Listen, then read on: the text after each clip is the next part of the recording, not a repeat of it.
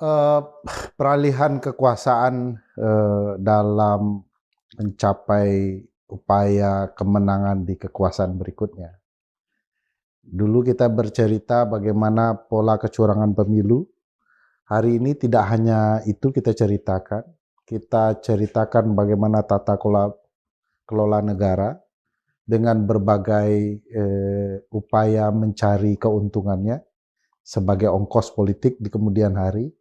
Lalu otot itu memperkuat peran polisi dan militer untuk kepentingan politik di masa depan. Jadi otot diperkuat, otaknya juga kemudian melalui peradilan yang berpihak, undang-undang yang kemudian dibuat tanpa partisipasi publik.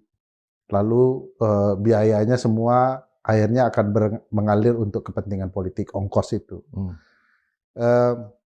Semuanya untuk kepentingan mempertahankan kekuasaan dengan segala cara. Itu gambaran umumnya.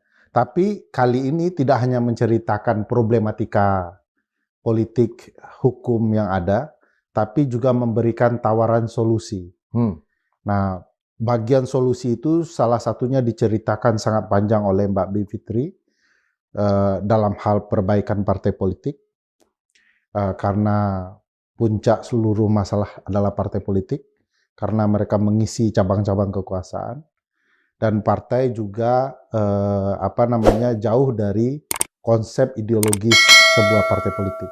Saya sendiri dan teman-teman di Pusat Studi Konstitusi pernah menjelaskan bahwa di Indonesia itu tidak ada partai politik, Bang. Ya.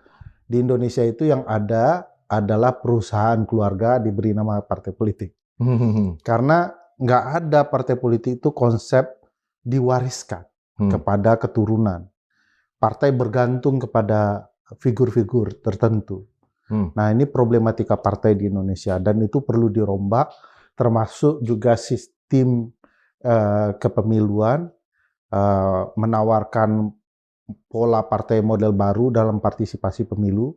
Misalnya kami menceritakan konsep, namanya bisa berbeda-beda ya, tapi saya menyebutnya partai tumbuh. Jadi partai nasional tidak hanya bersaing di seluruh wilayah Indonesia, tapi boleh tumbuh di provinsi-provinsi tertentu saja yang mereka sanggup untuk berkembang. Lokal party ya? Bukan partai lokal. Ya, tapi kalau partai lokal ya. Partai lokal kan hanya di lokal itu. Ya. Ini dia boleh berpartisipasi di nasional. Mungkin di provinsi Sumatera Barat, dia sebagai partai nasional hanya punya perwakilan di tingkat nasional di Sumatera Barat. Oke. Karena mereka belajar tumbuhnya di Sumatera Barat.